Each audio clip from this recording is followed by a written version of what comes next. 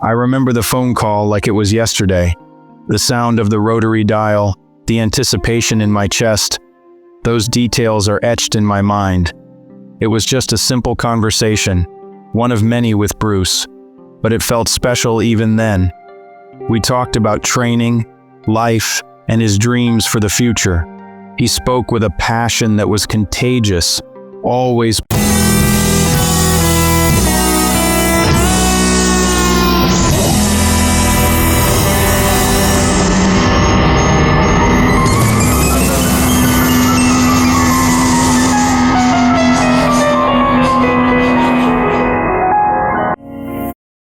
pushing boundaries. Bruce was always full of energy, always thinking ahead, always searching for new ways to express himself. He wanted to share his art with the world, to break barriers and connect people through movement. I listened, supporting him as always, proud to be part of his journey. I never imagined it would be one of our last talks. The finality of that moment only became clear much later. That memory is simple, but it's everything to me. It's a piece of my heart I carry every day. It's the memory of a friend sharing his dreams, unaware of how little time he had left in this world. That moment became my promise, to carry on Bruce's work and keep Jeet Kune Do alive for future generations. For decades, I trained students and shared Bruce's principles, always in the background, letting the art speak for itself. I honored my friend by doing, not by talking, letting my actions reflect his teachings. But now, at 89, I see Bruce's story being twisted and misunderstood by so many. The real man is being replaced by a caricature, a shadow of who he truly was. That quiet promise needs a voice now, more than ever before.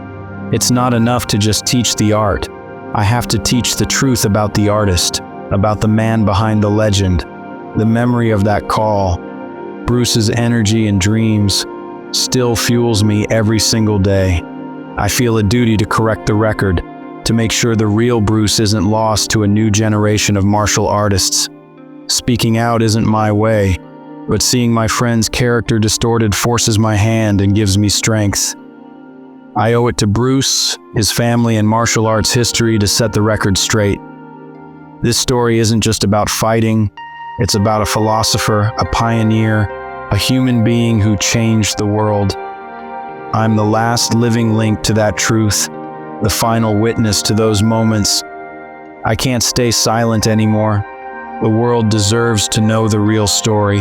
For Dan Inosanto, Bruce Lee's memory is a living promise, a bond that time cannot break, one that now demands to be spoken aloud so the truth can finally be heard. Our friendship wasn't born in Hollywood. It was forged in training, hour after hour. I was already a martial artist, but when I saw Bruce move, I knew I was witnessing something new. I became his student, but quickly, we became peers. We trained, experimented, challenged ideas, and wrote everything down. Bruce trusted my feedback. We were partners in discovery. Our bond was about stripping away what didn't work, finding what did. We shared meals, talked philosophy, and about our families. Bruce made me one of only 3 people certified to teach Jeet Kune Do. I wasn't just learning moves, I was learning a way of thinking. I knew the man, not just the legend. I saw Bruce on his best and worst days. That's the Bruce Lee I have to defend. Not the arrogant fighter, but the complex, brilliant friend. My testimony is firsthand, from the inner circle. Dan Inosanto's relationship with Bruce Lee was built on shared struggle and a pursuit of truth that went far beyond martial arts. I watched Hollywood retell Bruce's story for years, seeing his legend grow and change with each new film. Some films were better than others, capturing his spirit and skill, while others missed the mark. I kept quiet, as long as his dedication and respect for the art were there, as long as the essence of Bruce remained intact. But then came Tarantino's film, Once Upon a Time in Hollywood, and everything changed. Bruce was portrayed as an arrogant braggart, humbled by a made-up stuntman in a scene that never happened. That wasn't creative license. It was character assassination, plain and simple. The Bruce I knew was confident, never arrogant, always humble in his greatness. He respected other martial artists, especially stuntmen, and valued their hard work. The idea he'd pick a fight on set and get tossed into a car? Ridiculous, and completely out of character. Bruce's philosophy was about avoiding conflict, about control, and about self-mastery. That scene was the opposite of everything Bruce and Jeet Kune stood for, a total misrepresentation. It was a public distortion so big, I couldn't keep silent any longer.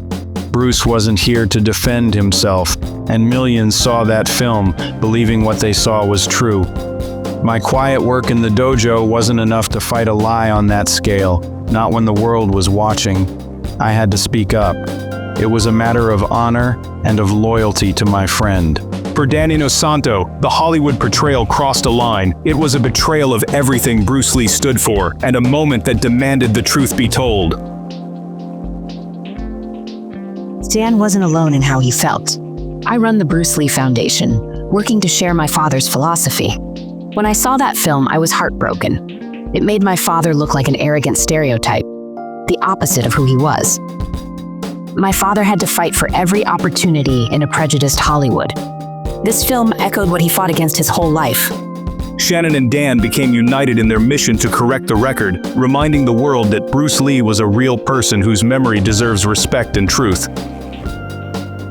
Dan Inosanto and Bruce Lee met at the 1964 Long Beach International Karate Championships. Ed Parker invited Bruce, a young unknown, to give a demonstration. Bruce's speed, fluidity, and ideas stunned the crowd.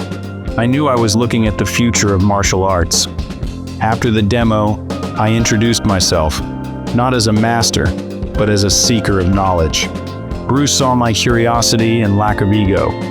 He agreed to teach me, and our journey began. Our first sessions were in the back of a Chinatown pharmacy, then Bruce's backyard. Bruce recognized my background in Filipino martial arts, which influenced Jeet Kune's weaponry. We became research partners, blending Kali and Eskrima into JKD. Our meeting was the convergence of two minds destined to change martial arts forever.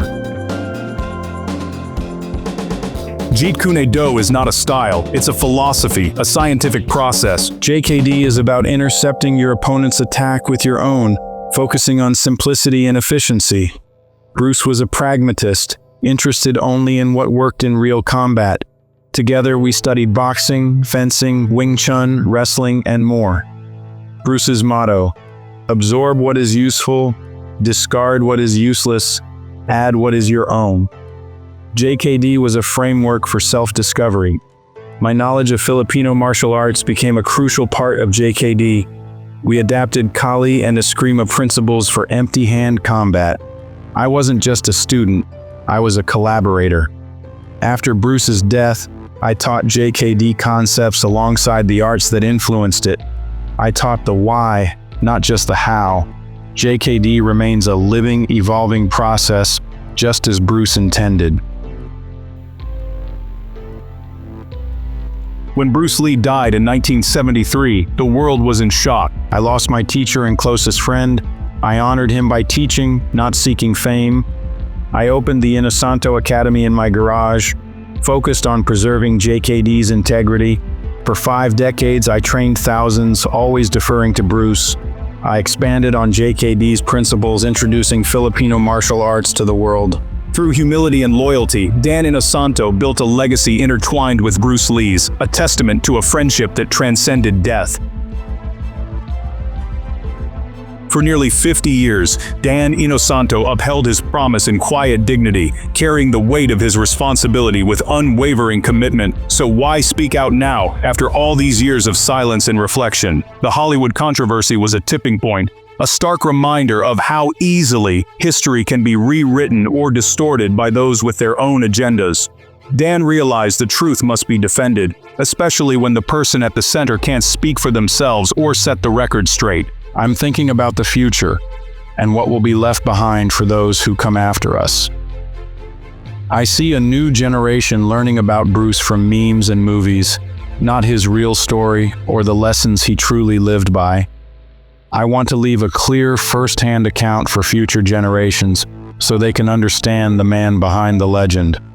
My words are a time capsule, a direct message from the past meant to bridge the gap between eras. Loyalty is Dan's core motivation, the thread that ties his actions to his heart. To stay silent would betray his bond with Bruce, a friendship built on trust and mutual respect. He's not seeking fame, he's seeking to honor the truth and to protect what truly matters. My decision to speak out is an act of love and respect, a way to honor a friend's memory.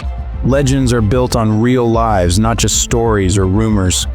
Preserving that truth is essential, for without it, the meaning of legacy is lost. What is a legacy without the truth to support it? My truth bombs are meant to clear the ground, so Bruce Lee's true legacy can inspire and guide those who seek it. It's the last great lesson I can share, a final gift to those who value honesty and history.